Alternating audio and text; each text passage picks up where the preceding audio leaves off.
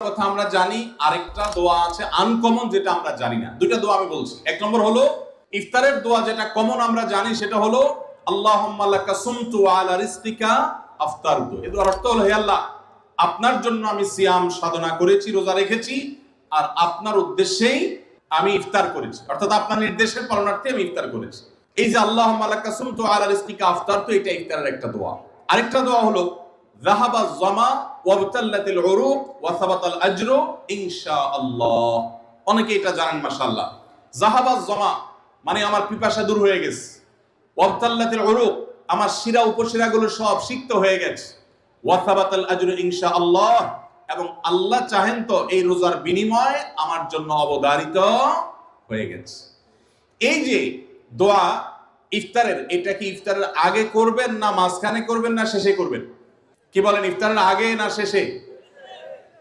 যারা যারা আগের পক্ষে তারা হাত তোলেন, মাশাআল্লাহ। বলো ভাইরা আমার, এই দোয়া ইফতারের পরে করবেন, আগে না। অনেকেই এই ভুলটা জানেন, অনেকে মনে করেন যে আগেই করতে হয়, আগে না। ইফতারের দোয়া কখন করবেন? ইফতারের শব্দের অর্থের দিকে খেয়াল করলে তো দেখতে পারেন, পিপাসা দূর হয়ে গেছে, শিরা উপশিরা সিক্ত হয়ে গেছে, এটা কি ইফতারের আগে হয় না পরে হয়? তাহলে আল্লাহুম্মা লাকা সুমতু ওয়া আলা রিজকিকা আফতারতু, আল্লাহ তোমার জন্য রোজা রাখলাম, তোমার রিজিক দিয়ে ইফতার করলাম, এটা কি আগে না পরে? পরে। অতএব এটা ইফতারের পর। তাহলে ইফতারের শুরুতে কি পড়বেন? বিসমিল্লাহ। বিসমিল্লাহ বলে যে কোনো খাবার খান, ইফতারও খাবেন। ইফতার খেয়ে ফেলছেন, 2-4 লোকমা খেয়েছেন, একটু পানি খেজুর খেয়েছেন, তারপরে দোয়া পড়তে পারেন। আর চাইলে একদম শেষ করেও পড়তে পারেন। আর এটা নিজের ভাষায় পড়লে হয়ে যাবে, কিন্তু সুন্নাত হবে, বেশি উত্তম হবে নবীজির ভাষায় পড়তে পারলে, সরাসরি আরবি টেক্সটটা পড়তে পারলে। আল্লাহ আমাদেরকে তৌফিক দান। রোজার নিয়ত কোনটি বা কিভাবে করব? নিয়ত করা কি রোজা রাখার জন্য জরুরি? নিয়ত তো সমস্ত ইবাদতের জন্য জরুরি, কিন্তু নিয়ত করা জরুরি, নিয়ত বলা জরুরি না। নিয়ত করা এক জিনিস আর নিয়ত বলা আরেক জিনিস। মুখে নিয়ত বলে আর অন্তরে নিয়ত করে, অন্তরে নিয়ত করে আর মুখে নিয়ত বলে। ইবাদতের মধ্যে নিয়ত করা ফরজ। রোজার জন্য নিয়ত ফরজ, নামাজের জন্য নিয়ত ফরজ, কিন্তু নিয়ত বলাটা ফরজ বা সুন্নাত কোনোটাই না। আমরা যে রোজার নিয়ত শুনছি, নাওয়াইতু আন আসুমা গাদান, আছে না? বিভিন্ন আপনার ক্যালেন্ডারেও লেখা থাকে, ভিত্তিহীন।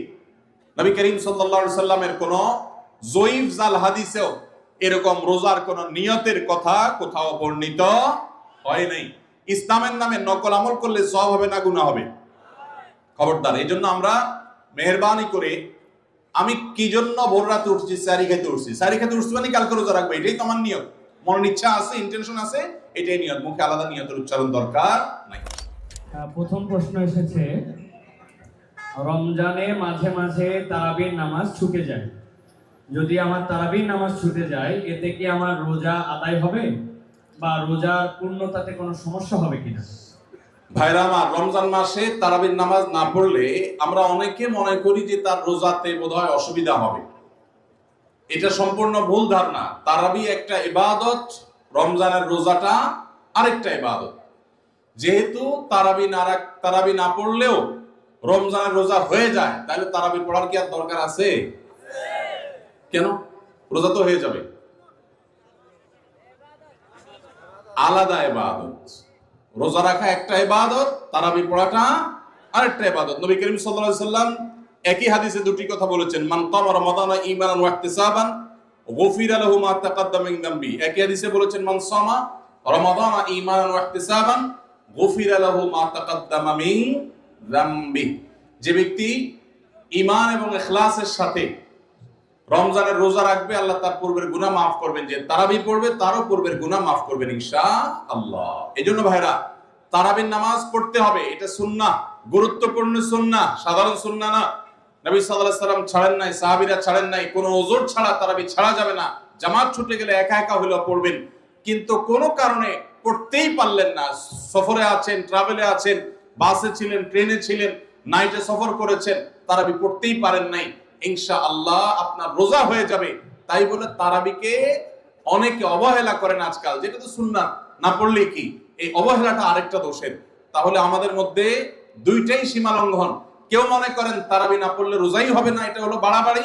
আবার অনেকে মনে করে তারাবি না পড়লেই বা কি, এটা হলো ছাড়াছাড়ি। এই বাড়াবাড়ি এবং ছাড়াছাড়ির মধ্যে আমাদের থাকতে হবে। আল্লাহ আমাদের তৌফিক দান করুন। একজন রোজাদারের জন্য রমজানের প্রতিটি দিনের আমলের রুটিন কি হবে, কিভাবে সে তার রোজা কাটাবে? মাশাআল্লাহ, আমাদের একটা নতুন বই বের হয়েছে এবার, সেটা হলো মাহে রমাদানের 27 আমল। এই যে বইটা একটা হাতের সামনেও আছে, মাশাআল্লাহ। এটা মূলত আমাদের একটা বক্তব্যের নির্যাস। এর আগে সোনাইমণিতে একটা বক্তব্যে আমরা মাহে রমজানের উপরে একটা গবেষণা করে 27টা আমল কোরআনের আলোকে বের করেছি, সেটা উপস্থাপন করেছি, পরে এটাকে বই আকারে আনা হয়েছে। এখানে রমজানে আপনি কি কি করবেন তার সবগুলোর তালিকা দেওয়া আছে। অতএব এটার আলোকে আপনি আমল করতে পারেন, চাইলে ভিডিও বক্তব্যটা শুনে নিতে পারেন। একবার সকাল থেকে রাত পর্যন্ত একটা সুনির্দিষ্ট রুটিনের মধ্য দিয়ে কাটাবেন। আর কিচ্ছু করতে পারেন না পারেন, শুধু একটা কথা বলে যাই, রমজান মাসে ফরজ রোজা রেখে অন্তত কোনো প্রকার হারাম কাজ, গুনাহের কাজ করবেন না। বাস এটুকু যদি করতে পারেন, ইনশাআল্লাহ আপনার রমজান সাকসেস। চেষ্টা করা যাবে না ইনশাআল্লাহ? একটা কাজ যদি করতে পারেন, আপনার রমজান ইনশাআল্লাহ সফল। সেটা হলো ফরজ রোজা রাখলেন, 5 ওয়াক্ত নামাজ তো ফরজ পড়বেনই, ফরজ কাজগুলো করলেন, আর গুনাহ থেকে বেঁচে থাকলেন। কোনো হারাম কাজ করলেন না, ঝগড়াঝাটি করলেন না, মিথ্যা বললেন না, চগলখড়ি করলেন না, গীবত করলেন না, কাউকে ঠকাইলেন না, 2 নম্বর কাজ করলেন না। এই গুনাহমুক্ত যদি রমজান কাটাইতে পারেন, আপনার রমজান সাধনার সার্থক ইনশাআল্লাহ। আল্লাহ তৌফিক দান।